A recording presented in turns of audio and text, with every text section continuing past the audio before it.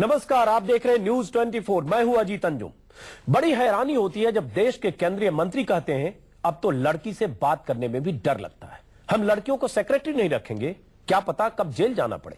जी हां, यह बेतुका बयान है केंद्रीय मंत्री फारूक अब्दुल्ला का। जस्टिस गांगुली के मामले में टिप्पणी करते हुए फारूक साहब ने ऐसी बात कह दी जिस पर हंगामा मच गया।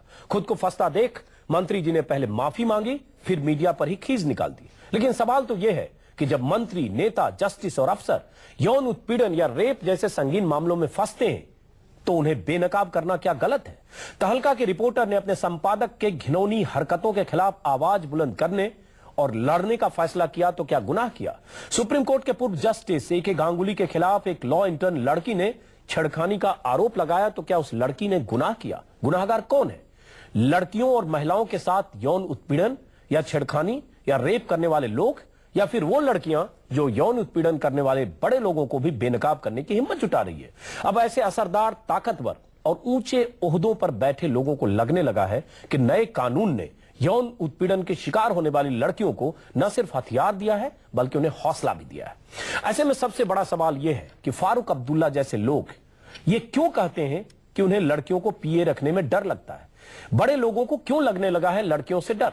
क्या जस्टिस गांगुली पर आरोप लगाकर लड़की ने किया गुनाह? क्या जस्टिस गांगुली पर दर्ज होगी एफआईआर? सभी सवालों पर बात होगी, लेकिन पहले देखिए रिपोर्ट। यार, आजकल तो डर लग गया है लड़की से बात करने का।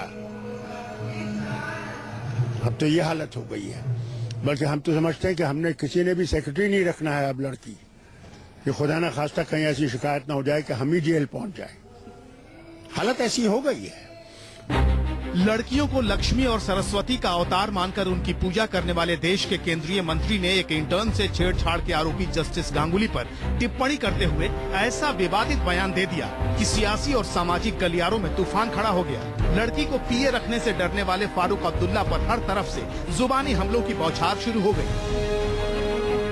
तो ये कहना तो मैं उनसे उम्मीद नहीं करती हूँ, ना मुझे मालूम उन्होंने क्या कहा है। तो ये बात अगर पुरुष कहते हैं कि उनको डर लगता है तो ऐसा कुछ नहीं होना चाहिए, मैं मानती हूँ। आज तक तो महिलाओं को डर लगता रहा कि जब तक कानून नहीं बना था, जब तक अवेयरनेस नहीं हुई थी, वो जा नहीं सकती थी, आ नहीं सकती थी। और आज अगर कोई ऐसे सोचता है तो ये शायद हमारी सोच को बदल लेना चाहिए। अगर आपको किसी चीज की असुरक्षितता है तो अपने आप से पूछो कि आप असुरक्षित क्यों महसूस करते हो।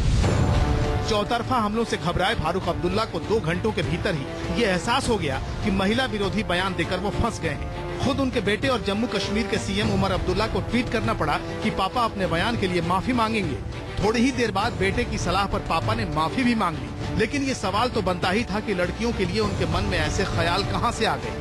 रिपोर्टर ने पूछ लिया तो चिढ़ गए फारूक अब्दुल्ला। चौतरफा विरोध और बेटे की नसीहत की वजह से माफी तो मांग ली, लेकिन मीडिया को खरी खोटी सुना दी। मीडिया पर कैसे फारूक साहब ने खींच निकाली, जरा देखिए।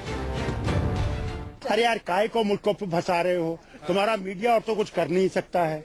कभी तो मोदी को पकड़ लेते हो, कभी किसी चीज को पकड़ लेते हो। अब क्या औरतों को ही पकड़ना है तुम लोगों ने? सारे मर्दों को तुम जेल भेज दो सीधा। क्या मीडिया है तुम लोग यार? तुम लोग तो बेड़ा गर्क करोगे इंसान का। पहले तो खुद बेतुका बयान दिया, फिर मीडिया पर बरसे। अब फारूक साहब से कौन पूछे कि बड़े बड़े लोग, नेता, मंत्री, जस्टिस और अफसर अगर यौन उत्पीड़न के मामले में फंस रहे हैं तो उन्हें एक्सपोज करके मीडिया ने क्या गलत किया।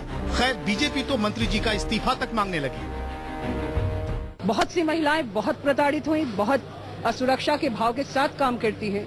तो फारूक अब्दुल्ला जी को अपने इस बयान पर फिर से एक बार विचार करना चाहिए कि उन्होंने क्या बोला है।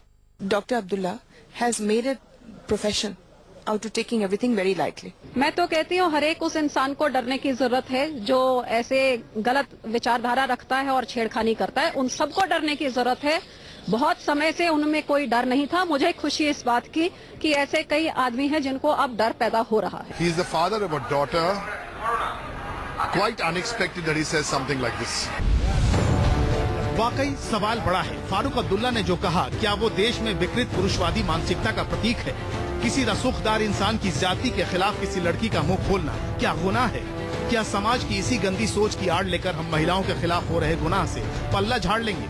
दरअसल पूरा बवाल जस्टिस गांगुली पर हुआ, जिन्हें सुप्रीम कोर्ट की 3 सदस्यीय जांच कमेटी ने एक इंटर्न से अशोभनीय सलूक का दोषी माना है। लॉ इंटर्न के आरोपों पर सुप्रीम कोर्ट की जांच कमेटी ने कहा कि पहली नजर में ये सही लगता है कि जस्टिस गांगुली ने उस लड़की के साथ गलत आचरण किया, लेकिन घटना के वक्त न तो पीड़ित लड़की सुप्रीम कोर्ट से जुड़ी थी और न ही जस्टिस गांगुली, लिहाजा कोर्ट इस मामले में कोई कार्रवाई नहीं करेगा। अब गेंद दिल्ली पुलिस के पाले में है। पुलिस ने पीड़ित लड़की को ईमेल कर पूछा है कि क्या वो शिकायत दर्ज कराना चाहती है। उधर जस्टिस गांगुली तमाम आरोपों को झुठला चुके हैं। কিছু বলবো না বলছে allegation what is your reaction আমি কিছু বলবো না এটা কি করছেন আপনারা लेकिन सवाल ये है कि क्या दिल्ली पुलिस खुद संज्ञान लेते हुए उनके खिलाफ केस दर्ज करेगी या जस्टिस गांगुली के खिलाफ ये मामला यूं ही दफन हो जाएगा। कानून मंत्री कपिल सिब्बल कहते हैं कि उन्हें इस घटना से दुख हुआ, लेकिन जस्टिस गांगुली के पक्ष में अब भी आवाजें उठ रही हैं। I am deeply, deeply disappointed at the way in which they have taken this forward and dealt with it. I am sorry the chairman of the Human Rights Commission is not under an obligation to tender his resignation as soon as somebody makes an allegation. It is for him to decide. इस प्रकार के संदेह आने के बाद वो human rights commission में अध्यक्षता कैसे कर सकते हैं। इस बीच राष्ट्रीय महिला आयोग ने जस्टिस गांगुली से जवाब मांगा है। दिल्ली पुलिस कमिश्नर को भी नोटिस भेजा गया है। इस मुद्दे पर आक्रामक बीजेपी और तृणमूल कांग्रेस का कहना है कि जस्टिस गांगुली फौरन पश्चिम बंगाल मानवाधिकार आयोग का अध्यक्ष पद छोड़ दें। ऐसे में सबसे बड़ा सवाल ये है कि क्या जस्टिस गांगुली पर एफआईआर दर्ज होगी, और जब भी किसी रसूखदार शख्स पर आरोप लगते हैं तो पुरुषवादी सोच रखने वाले बड़े लोग लड़कियों को ही कटघरे में क्यों खड़ा करने लगते हैं। तेजपाल ने भी यही करने की कोशिश की और अब जस्टिस गांगुली के मामले में फारूक की सोच भी महिला विरोधी मानसिकता की तरफ ही इशारा करती है। Bureau report, news 24। तरुण तेजपाल पर आरोप लगे, लड़की ने अपनी बात कही, मामला दर्ज हुआ, उन्हें जेल जाना पड़ा। एके गांगुली जस्टिस, सुप्रीम कोर्ट के पूर्व जज, उन पर आरोप लगे, हंगामा मचा है। सुप्रीम कोर्ट ने जजों की एक कमेटी बनाई। कमेटी ने भी जस्टिस गांगुली को दोषी पाया, लड़की के आरोपों में दम दिखा, लेकिन सुप्रीम कोर्ट ने कहा चूंकि वो लड़की सुप्रीम कोर्ट के पेरोल पर नहीं है, जस्टिस गांगुली रिटायर हो चुके हैं, इसलिए उनके खिलाफ कार्रवाई नहीं हो सकती। इस बीच नेताओं के तरह तरह के बयान आ रहे हैं और सबसे बड़ी बात आज जो फारूक अब्दुल्ला ने कही, जो हमने आपको दिखाया, फारूक अब्दुल्ला ने यह कहा कि अब तो लड़की को पीए रखने में भी डर लगता है, बात करने में भी डर लगता है, और लड़कियों को हम पीए नहीं रखेंगे कब जेल जाना पड़े। और जब मीडिया में खबरें चली, तमाम चौतरफा वार हुए, उनके बयान की निंदा हुई, आलोचना हुई, तब उन्होंने माफी तो मांगी, लेकिन साथ में मीडिया को भी घेरा, साथ में यह भी कहा तुम मीडिया वाले बेड़ा गर्क करोगे, कभी मोदी के पीछे लगते हो, कभी किसी और के पीछे लगते हो, तुम लोग बेड़ा गर्क करोगे और साथ में भी सारे मर्दों को जेल भेज दो। क्या उस लड़की ने आरोप लगाया, या लड़कियां जहां आरोप लगा रही है असरदार, पावरफुल, ताकतवर लोगों के खिलाफ, क्या लड़कियां गलत कर रही हैं, या कानून ऐसा है जिसका डर फारूक अब्दुल्ला ऐसे नेताओं को होने लगा है कि वो मीडिया को निशाना साध रहे हैं या ऐसी बातें कर रहे हैं लड़कियों के खिलाफ, महिलाओं के खिलाफ। इन सब हम बात करेंगे, समझने की कोशिश करेंगे। हमारे साथ कुछ मेहमान हैं, निर्मला सावंत, एनसीडब्ल्यू मेंबर, हमारे साथ है सरोज पांडे, बीजेपी की नेता, सांसद है, शोभा ओझा, प्रेसिडेंट महिला मोर्चा, आभा सिंह, एडवोकेट, इसके अलावा कुछ और मेहमान हमारे साथ जुड़ेंगे, उनसे भी हम बात करेंगे। टीएमसी नेता हमारे साथ हैं सुखेंदु शेखर रॉय। टीएमसी नेता इसलिए हैं क्योंकि मामला पश्चिम बंगाल मानवाधिकार आयोग के अध्यक्ष एके गांगुली से भी जुड़ा है, उनके पास हम बाद में जाएंगे, लेकिन सबसे पहले शोभा ओझा जी, यूपीए में मंत्री हैं फारूक अब्दुल्ला साहब, उन्होंने बयान दिया, माफी मांग ली, लेकिन इससे उनकी मानसिकता दिखती है। दोबारा जब माफी मांगी है तब भी वो चिढ़कर बोल रहे हैं, तब वो कहते हैं कि तुम लोग बेड़ा गर्क करोगे मीडिया वाले, तुम क्या करते हो, कभी मोदी को पकड़ते हो, कभी किसी और को पकड़ते हो, और साथ में कहते सारे मर्दों को जेल भेज दो। ये किस तरह की मानसिकता है शोभा ओझा? माफी मांगने से क्या बात खत्म हो जाती? कोई मंत्री, केंद्रीय मंत्री, इतना असरदार ओहदे पर बैठा शख्स अगर ऐसा बयान देता है, इसका मतलब नेताओं में, ऊंचे ओहदे वाले लोगों में ये हड़कंप मच गया है जब बड़े लोग फंसने लगे हैं। शोभा ओझा,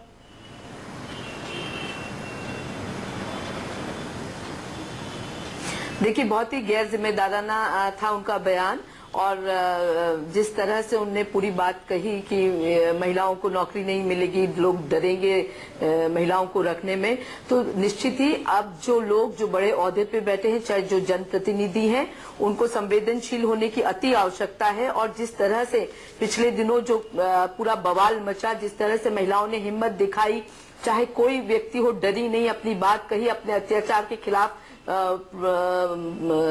जम के सड़कों पे उतरी, बात बाहर लेके आई, आरोप लगाए और जिस तरह से पूरा हुआ है देश में, तो निश्चित ही कहीं ना कहीं हर आदमी अब डर रहा है। इस पुरुष प्रधान समाज में एक डर बैठ गया है कि अब महिलाएं चुप रहने नहीं वाली, अत्याचार को अब सहने लेकिन नहीं वाली। इसका खामियाजा जब ऐसे लोग बयान देते हैं, इसका डर दूसरा भी है। शोभा ओझा, डर दूसरा है कि कहीं खामियाजा न भुगतना पड़े। एक हमने पहले भी देखा, नरेश अग्रवाल समाजवादी पार्टी के नेता है, उन्होंने भी कहा था तेजपाल विवाद से लड़कियों को नौकरी मिलने मुश्किल हो जाएगी। महिला के पक्ष में कानून बन रहा था, तब भी मैंने अपनी बात ऐसी ही कही थी। मुझे सूचना है कि तमाम बड़े लोग महिला, एक मिनट सुन लीजिए, तमाम बड़े लोग महिला पीए नहीं रखना चाह रहे। हर एक को डर है कब कौन आरोप लगा दे। यही बात करीब करीब फारूक अब्दुल्ला ने कही। यही बात अभी इंदिरा जयसिंह की तरफ से आई कि कुछ जजें जब महिला कर्मचारियों को रखने से डर रहे हैं। सवाल ये उठता है कि आरोप लगते हैं, लड़की महिला अगर उसके साथ उत्पीड़न होता है, शिकार होती है, आरोप लगाती है, अब उसका भी विक्टिमाइज महिलाओं को ही किया जाएगा क्या? सरोज पांडे, एक बड़ा सवाल, इस बहस की शुरुआत अब यहां से होनी चाहिए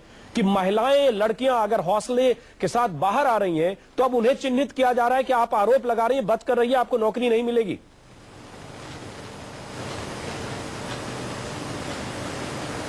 मैंने अपनी बात की शुरुआत भी की थी और बात में पहले भी मैंने इस बात को कहा था कि आप अगर किसी को नौकरी देते हैं या उसे कोई अवसर देते हैं तो वो अवसर उसकी योग्यता के कारण देते हैं, ना कि महिला और पुरुष होने के कारण। और जब आप महिला और पुरुष में अंतर करेंगे और महिलाओं से डर लगता है तो ऐसे बयान जरूर आएंगे। और जहां तक आज फारूक अब्दुल्ला जी ने जो कहा, तो मुझे लगता है कि ये उनकी संकीर्ण सोच थी, ये बात बहुत तय थी। मैंने पहले भी कहा, बाकी जगहों पर भी मैंने इस विषय को बार बार कहा है, महिलाओं को अपनी योग्यता हर जगहों पर प्रमाणित करनी पड़ती है। और ऐसे संकीर्ण सोच के जो लोग हैं वो आवरण ओढ़ के रखते हैं। डर लग रहा है, निश्चित लगेगा, लेकिन आपकी संकीर्ण सोच सामने आ रही है और मन का ये डर अब कहीं न कहीं दिखाई देगा। सरोज पांडे, ये इसलिए क्यों हो रहा है? बड़े बड़े नेता इस तरह की बातें करना, या फारूक अब्दुल्ला कोई मामूली हस्ती नहीं है, जब ऐसी बातें करते हैं, नरेश अग्रवाल कहते हैं और तमाम कॉर्नर से ऐसी बातें आ रही है, तो ऐसा लग रहा है जैसे जो लड़की या महिला आरोप लगाती है कहीं न कहीं उसको भी कटघरे में उसके चरित्र पर सवाल उठ रहे हैं, जो तरुण तेजपाल के मामले में भी हुआ। अब जस्टिस गांगुली पर कार्रवाई होनी चाहिए, उस पर हम आगे बात करेंगे, लेकिन सवाल उठता है महिलाओं को ही क्यों आप चिन्हित करके महिलाओं को ही शक के दायरे में क्यों रख रहे हैं? ये एक तरह से पुरुषवादी मानसिकता है कि आप अब डर रहे हैं कि चूंकि कानून सख्त है इसलिए आप करें नौकरी से दूर रहो या आरोप से दूर रहो, या आरोप लगाओगे तो नौकरी नहीं मिलेगी। ये बहुत आम सवाल है। सूरज, आपके पास आऊंगा, लेकिन एक बार महिला आयोग की हमारे साथ है निर्मला सावंत। निर्मला जी, क्या महिला आयोग ने नोटिस भेजा है फारूक अब्दुल्ला को, कि या सिर्फ मान लिया जाए कि उन्होंने माफी मांग ली इसलिए बात खत्म हो गई? देखिए, मैं पहले आपके एक प्रश्न का जवाब दूंगी कि बड़े बड़े हुद्दे पे जो लोग बैठते हैं वो इस तरह से घिनौनी सोच रखते हैं। मैं ये चाहती हूँ कि इंसान बड़े हुद्दे पे बैठ के बड़ा नहीं होता है, उसकी सोच बड़ी होनी चाहिए। हुद्दा उसको जरूर बड़ा बना देता है, लेकिन ये बड़े हुद्दे पे बैठते हैं लेकिन उनकी सोच कितनी कंजर्वेटिव होती है, कितनी इनसेंसिटिव होती है। ये आजकल जो बड़े हुद्दे वाले जो लोग हैं जिस तरह से कमेंट्स करते हैं, असंवेदनशीलता दिखाते हैं, आपत्तिजनक बयान करते हैं, से ये पता चलता है कि हुद्दे तो बड़े हैं लेकिन सोच कितनी घटिया है और कितनी कम है। इससे माफी होता है, उन्होंने माफी मांगी है, क्या महिला आयोग की इसमें क्या भूमिका है? से कुछ नहीं होता। मैं आपसे पूछ रहा हूँ, महिला आयोग की क्या भूमिका है? क्या महिला आयोग क्या फारूक अब्दुल्ला को नोटिस भेज चुका है या फारूक अब्दुल्ला से पूछा जाना चाहिए? ये बयान बहुत सिग्निफिकेंट है मैम। सिर्फ ये नहीं है कि उन्होंने माफी मांग ली, मैंने जैसे कि बताया माफी मांगकर भी जो उनके तेवर थे वो कह रहे कि सारे मर्दों को जेल भेज दो। इसका मतलब तेजपाल गलत गए। कल को गांगुली पर जो आरोप लग रहे हैं साबित हो चुके हैं, सुप्रीम कोर्ट के जजों के पैनल ने कहा है। कई नेता, राजस्थान में नेता जेल जा चुके हैं। उनका ये कहना इस ओर इशारा करता है कि जो लोग जेल जा रहे हैं उन्हें फंसाया जा रहा है। बिल्कुल सही आपने कहा कि ये मानसिकता इस तरह से दर्शाती है कि जो लोगों को रिसेंटली अरेस्ट हो गए, जैसे तरुण तेजपाल है और अन्य कई है, उनको एक तरह से सिंपैथी मिलती है कि वो सही थे और जो महिलाएं जिन्होंने ये कंप्लेंट की वो गलत है। और एक तरह का एक इंटिमिडेशन होता है, साइलेंट इंटिमिडेशन, साइलेंट थ्रेट होती है कि अगर आप इस तरह से करोगे तो इस तरह से होगा।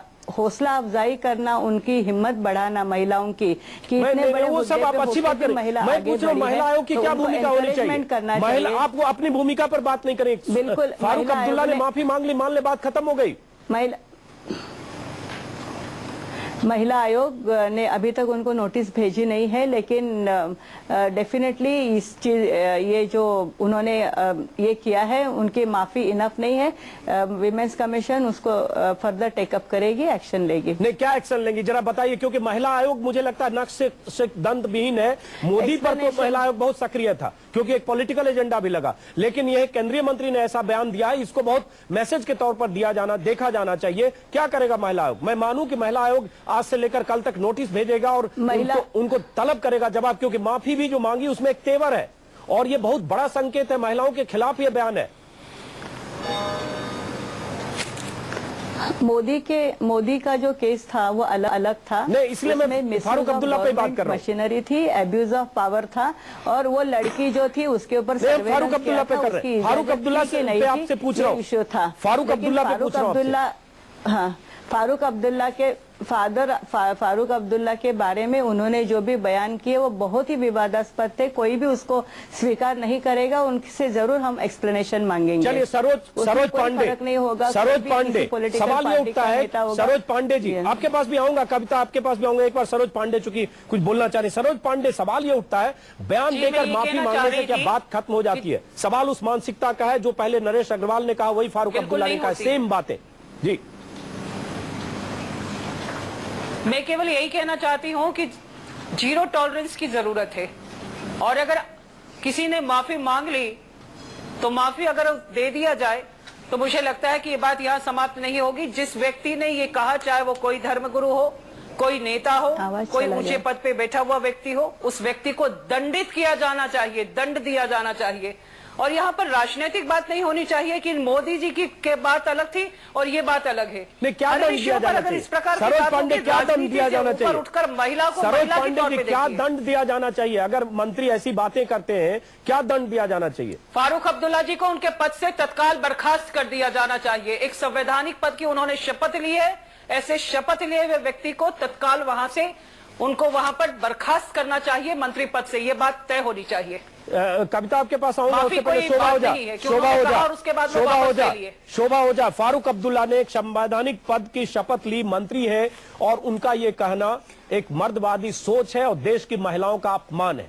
और ये कहकर एक संकेत दे रहे हैं कि चुप रहो, सहन करो, अगर कोई घटना होती है अपने भीतर दफन करो, अगर ज्यादा बोलोगी, आरोप लगाओगी तो नौकरी मिलने में मुश्किल होगी। शोभा हो जा।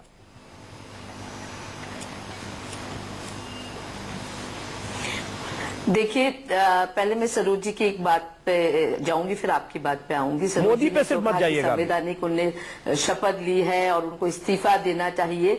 तो सरोज जी, नहीं, बिल्कुल, बस सरोज जी को 2 मिनट याद दिला के कि मोदी जी ने भी संवैधानिक पद की शपथ ली थी, अमित शाह ने भी ली थी, तो उनका बयान मतलब उन पे जो स्नूपिंग का केस बना, वहां भी महिला थी, तो वहां क्यों चुप रहे? एक बार वो कहे कि मैं आगे बात कर रही हूँ। नहीं, देखिए, मेरा कहना है छोड़ के, क्योंकि नहीं, बिल्कुल नहीं, हम चाहते हैं ये बिना मोदी जी के कोई बात ही नहीं सब विषय है और बिना मोदी जी के आगे कोई बात हो नहीं सकती है। मैं चाहती हूँ हर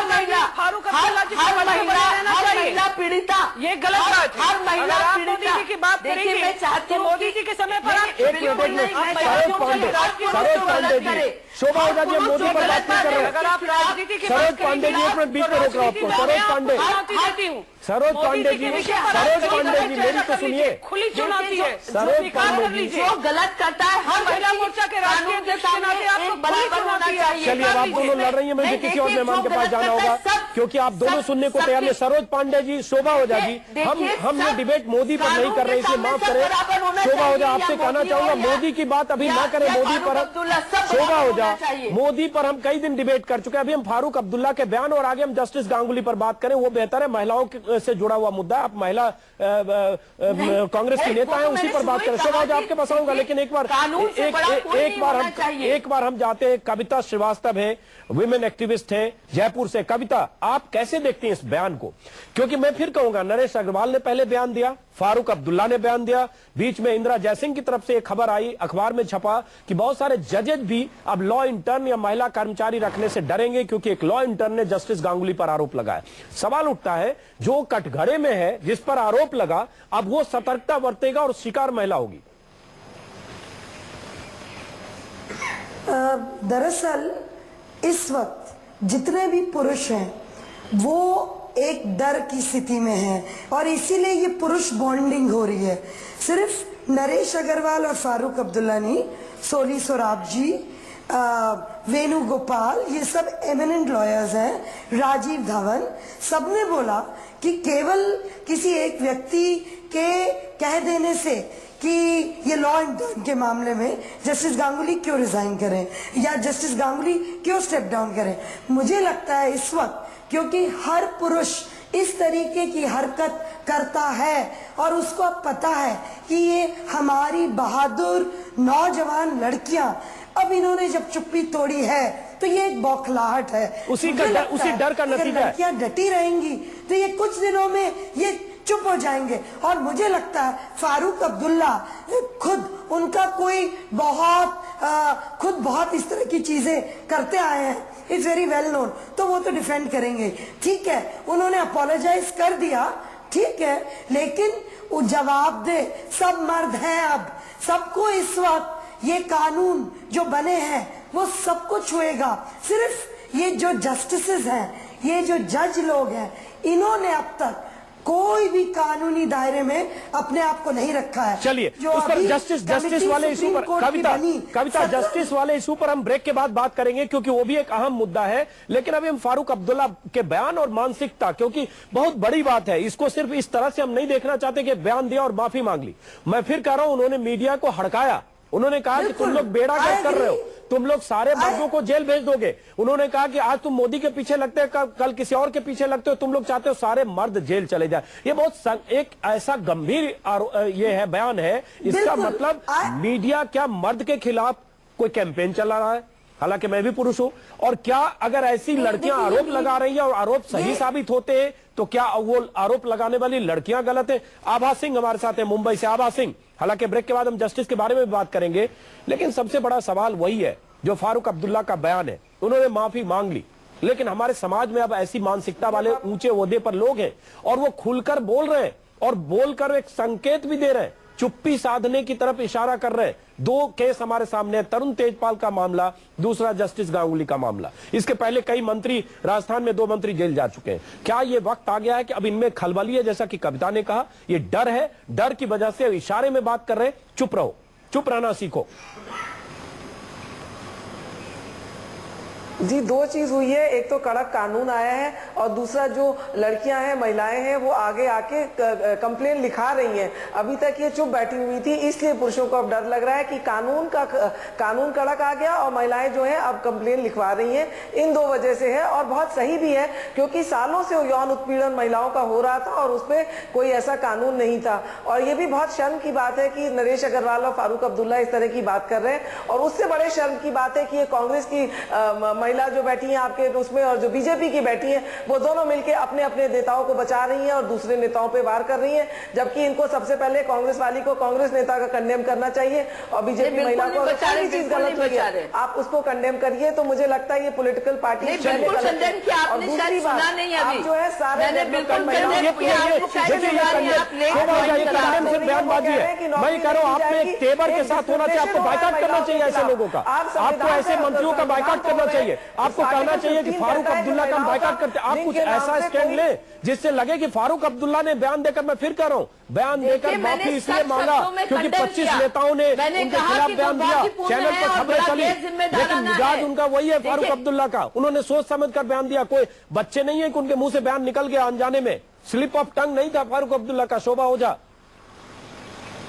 नहीं, बिल्कुल बिल्कुल, हमने कहा गैर जिम्मेदाराना है और किसी भी हमने कहा कि गैर जिम्मेदाराना है और असंवेदनशील है उनका बयान। और बिल्कुल आज जो महिलाएं आज जिस स्थिति में है, इस देश में हर 8-9 मिनट में एक रेप होता है। जिस देश में अगर कोई भी जनप्रतिनिधि इस तरह का बयान देता है तो बहुत ही दुर्भाग्यपूर्ण है। चलिए, बहुत दुर्भाग्यपूर्ण है, लेकिन होगा कुछ नहीं। फारूक अब्दुल्ला ने आज बयान दिया, इसके पहले नरेश अग्रवाल ने बयान दिया था, कुछ दिन बाद कोई और बयान देगा और बयान नहीं भी देगा। सबसे खतरनाक शोभा ओझा या सरोज पांडे या जो हमारे साथ महिला है एनसीडब्ल्यू के मेंबर या कविता, सबसे खतरनाक यह है कि बयान दे या नहीं। अगर इस मानसिकता से काम करने लगे कि महिलाओं को नौकरी मिलने में दिक्कत होने लगे या पीए रखने में, सेक्रेटरी रखने में, कि आरोप लगा देगी क्योंकि आपकी मानसिकता है। सवाल यहां मानसिकता बदलने की है। मानसिकता आप बदलने को तैयार नहीं है। आप लड़कियों को उस मानसिकता से देखें और महिलाओं के प्रति नजरिया वही रखें, लेकिन आप ये कहें कि तुम चुप रहो। सवाल ये है। चलिए, हमारे साथ है सुखेंदु शेखर रॉय, एमपी है, राज्यसभा के टीएमसी नेता। माफ करें, ब्रेक के बाद आएंगे तो जस्टिस पर भी हम बात करेंगे, लेकिन सुखेंदु शेखर, पहले हम फारूक अब्दुल्ला वाले मुद्दे पे, क्या पॉलिटिकल सिस्टम में इस बात का डर हो गया है नेताओं को, बड़े लोगों को भी, कि जिस ढंग से कुछ लोग पकड़े गए हैं, असरदार रसूखदार लोग, डर हो गया है रेप लॉ के बाद कि अब पकड़े जा सकते हैं? उसी बौखलाहट का नतीजा है कि इस तरह के बयान आ रहे हैं। ये बेहद अफसोस की बात है कि ऐसा बयान आ रहा है, और वो भी एक बुजुर्ग नेता फारूक अब्दुल्ला जैसे एक माने हुए नेता से। मुझे तो ये बयान से डर आता है, क्योंकि कहीं ऐसा ना हो कि कल कोई महिला सीईओ है और वो बोलती है कि मैं कोई मर्द को पीए नहीं रखना चाहती हूं। तो क्या ऐसा सिचुएशन हम बनाना चाहते हैं क्या? आजादी का 66 साल बाद अभी भी मेल डोमिनेटेड सोसाइटी इस तरह बढ़ते जाएगा, जबकि हमारा संविधान बोला कि पुरुष और महिला में कोई अंतर नहीं होना चाहिए। और ये कैबिनेट मिनिस्टर ऐसा आर्गुमेंट ले रहा है, ऐसा बयान दे रहा है, तो ये शर्मनाक है। ये शर्मनाक और अफसोसनाक है। लेकिन सवाल ये उठता है कि बयान दे रहे हैं, बयान देकर सिर्फ महिला के खिलाफ नहीं है। सुनिए, ये सिर्फ महिलाओं के खिलाफ नहीं है, बल्कि पुरुषों के भी खिलाफ है। बिल्कुल, क्योंकि पुरुषों के बारे में महिलाओं के मन में जो भावना पैदा होगा इस बयान से, मैं उसके लिए चिंतित हूँ।